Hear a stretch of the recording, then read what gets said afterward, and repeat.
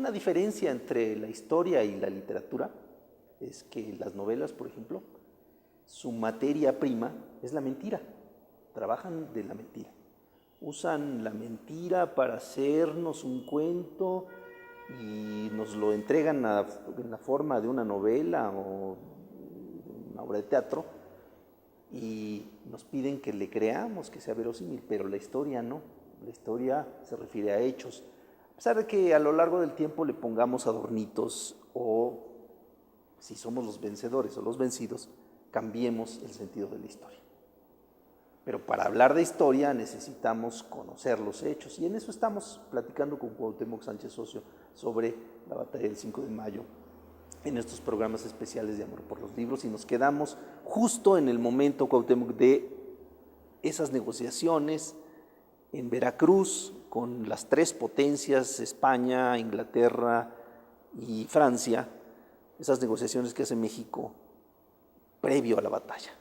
Así es, y después de ellas se queda Francia por razones estructurales, no fue por un fracaso diplomático, había razones muy claras, platicábamos hace un ratito del interés de Francia de poder inmiscuirse en la guerra de secesión de Estados Unidos, teniendo una base en México, pero también habían otras cuestiones. En México habían fuerzas políticas que internamente estaban siendo vencidas por Benito Juárez y su grupo liberal, y que entonces vieron en las naciones europeas, particularmente Francia, en alianza con Napoleón III, la posibilidad de, a través de una invasión, finalmente implantar lo que sería la segunda monarquía en México.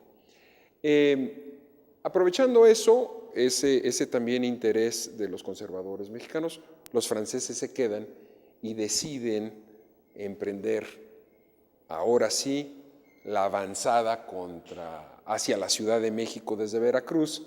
Y ahí es muy interesante porque sí, efectivamente se trataba de un ejército fuerte, tal vez no extraordinariamente numeroso, se habla de 5 o 6 mil elementos, pero muy bien entrenados, muy bien capacitados, algo de lo mejor que tenía Francia en aquella época, y avanzan, ¿no?, hacia México. Los trata de cortar este joven general Zaragoza, gran mexicano, que venía al frente de un ejército de Oriente compuesto por gente de varios estados, venían de Oaxaca, de San Luis Potosí, de Morelos, en fin. En Oaxaca, el ejército de Oaxaca era comandado por Porfirio Díaz, nada menos, un gran general en aquel entonces. Ya habrá oportunidad en otra ocasión de platicar de don Porfirio, pero sí eran grandes hombres, grandes generales, gente que sabía de la guerra. Y bueno, al mando de Zaragoza tratan de cortar el avance en Cumbres de Acotzingo, no se logra, y entonces el ejército mexicano se repliega en Puebla. Y ahí está lo más interesante. Creo que esa batalla del 5 de mayo, donde los mexicanos logramos detener a las fuerzas francesas, permite dos cosas que me parecen fundamentales para el resto de la historia de México. La primera es, nos llenan de orgullo de sentir que sí podemos nosotros conservar por nuestras propias fuerzas el territorio para los mexicanos. El honor fue una batalla, un día de gloria, esa del 5 de mayo, porque al vencer las casacas francesas, se logra demostrar que los mexicanos sí podemos, ya como país mexicano, tener una gran victoria, cosa que no había sido posible en la intervención norteamericana. Entonces esto infla de entusiasmo a los mexicanos, eso por un lado. Pero por otro, y es la parte quizá que hay que explorar un poquito más de qué hubiera sucedido, es esto. Al vencer en Puebla, Benito Juárez puede entonces tomar decisiones estratégicas con respecto al devenir de la lucha mexicana contra Francia hacia adelante. Si hubieran pasado los franceses de Puebla y si hubieran venido directo sobre la capital, entonces hubiera sido muy difícil organizar una resistencia real en contra de esta fuerza muy organizada europea. Al detenerlos ahí, y replegarlos, obligan a los franceses a hacer un giro mucho más largo hacia la capital, que solo viene a acontecer un año después. Es decir, la batalla de Puebla permite que los franceses se tengan que reagrupar y le dan tiempo a Juárez para que sea hasta mayo, pero de 1863, un año después de esa gran batalla de Puebla, cuando ya de manera organizada salga de la Ciudad de México, llevando el gobierno, como lo decías hace un rato, a cuestas. A cuestas, en las espaldas, en su carroza, en su carruaje. En su carruaje y su pequeña caravana, porque además, curioso, se llevaba el archivo de la nación con él, que era muy importante porque no la podía dejar ahí para que fuera destruido, manipulado por los franceses. Se lleva en su carruaje o en la comitiva que lo llevaba muy pequeña, se lo lleva, ¿verdad?, consigo y se lleva a la nación a cuestas, pero ya de manera estratégica y organizada. Ya no fue una estampida huyendo de la invasión francesa, sino una resistencia planeada que finalmente viene a tener su éxito ya con el triunfo de la República, que nos entrega mucho del país y de las leyes que hoy tenemos. Sí, en 1867, con la muerte de Maximiliano, México es otro ya. Y Juárez, yo no sé tú qué pienses, Cuauhtémoc, a mí me parece, cuando pienso en don Benito Juárez, así como lo vemos con su levita negra, su sombrero de copa, enjuto, un indio zapoteco puro, con los símbolos de la patria, yendo por el país, llevando la soberanía nacional, a mí, digo, me llena, yo no sé, de un especial fervor patrio, ¿no? De una simpatía a todas luces por ese personaje, que fue satanizado también, ¿no?, por el ala conservadora, porque no hay que olvidar que muchos mexicanos, algunos de ellos importantes, se unieron a las fuerzas de los franceses a luchar contra Juárez, ¿verdad? Por supuesto. Mexicanos traidores a la causa juarista. Sí, a mí me parece que Juárez genera esa sensación, llamémosle, de un romanticismo patriótico muy profundo en todos nosotros, porque tuvo el valor de decir, no de irse a esconder, pues, Juárez no se fue a esconder. Juárez fue a salvar la patria de manera itinerante, que es muy diferente. Entonces, fue un poco, síganme los buenos, y de veras, fue una invitación abierta, porque frente a la invasión francesa y la suma que implicó el conservadurismo a los franceses y que dio paso finalmente a que viniera el emperador Maximiliano con su esposa Carlota, se veía muy difícil el pleito de Juárez.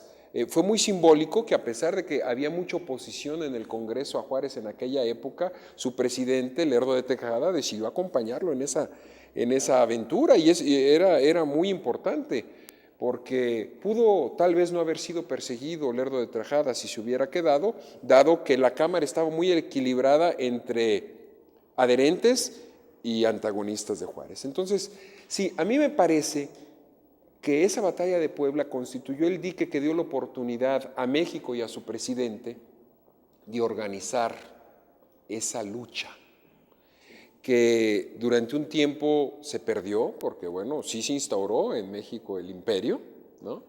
Pero finalmente dio oportunidad a Juárez de prevalecer, vencer y dejarnos el conjunto de leyes que todavía hoy significan los cimientos de la organización mexicana, que sigue en composición.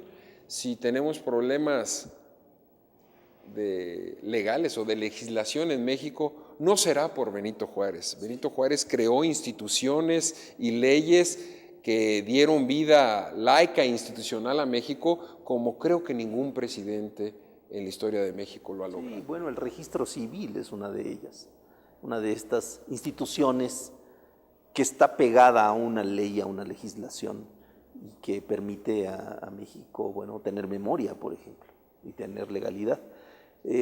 Oye, junto con Juárez hay una generación de mexicanos liberales, has mencionado a Lerdo de Tejada, está, bueno, Ignacio Ramírez, el Nigromante, y hay una gran cantidad de mexicanos liberales de una generación espléndida.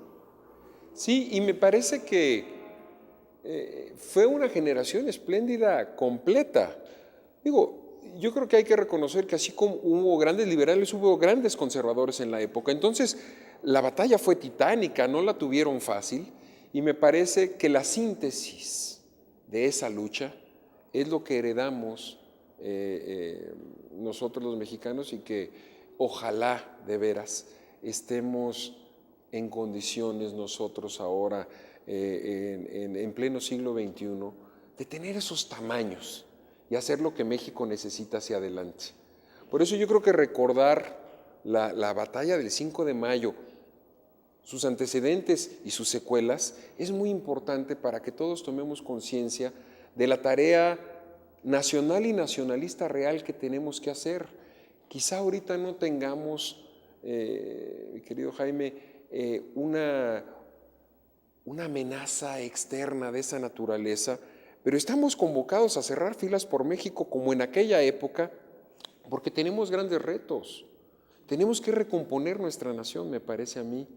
Y creo que la inspiración de aquellos hombres como Zaragoza, como Juárez, como Lerdo de Tejada, por mencionar nada más a los liberales, me parece que pues una gran inspiración. Por eso esta invitación a que celebremos el 150 aniversario de esa batalla nos debe generar una emoción no menor a la que tuvimos hace 2 años en la celebración del Bicentenario, porque las consecuencias de esa gesta no fueron en nada menores y menos importantes que la gesta que lanzó el cura Hidalgo a declarar pues la independencia de México en aquella madrugada del 16 de septiembre. Oye, ya nos tenemos que ir, se nos agota el tiempo, desgraciadamente, pero pues es así. Nos gusta terminar con una recomendación de algún libro que tenga que ver con el asunto, porque nosotros amamos los libros y creemos que ahí está parte de amor que compartimos, además. Sí, además. Recomiéndanos algo. Pero bueno, yo creo que sin querer ser trillado, creo que una recomendación obligada para encuadrar este tema de la segunda intervención francesa y Maximiliano Carlota y sus antecedentes, pues déjame caer en Las noticias del Imperio de Fernando del Paso. Creo que es una obra bien hecha, creo que es una novela histórica que vale la pena, que sí recoge, creo, muchos datos históricos que son útiles para la retención de los grandes fenómenos, combinado con una capacidad inteligente de hacer ficción, ¿no? y de invitarnos a pensar en una Carlota que pierde la cabeza cuando muere fusilado su marido y se tiene que regresar a Europa, y digamos la vivencia personal del derrotado o de la derrotada en este caso, que se tiene que regresar después de haber perdido su sueño de haber sido emperatriz. Entonces me parece que ese es, si me invitas a hablar de uno, por ahí comenzar, y si quieres otro día platicamos de algunas otras lecturas. Bien, pues muchas gracias a Cuauhtémoc Sánchez Socio por su presencia. Gracias. En Amor por los Libros. Muchas gracias. Y a ustedes los invitamos a que sigan con nosotros en Amor por los Libros, porque tenemos mucha charla más. Acuérdense que entre amigos se platica de manera muy agradable, y si lo hacemos de libros, lo hacemos de la vida entera. No se pierda Amor por los Libros, ya sabe dónde, por Puebla TV. Aquí lo esperamos.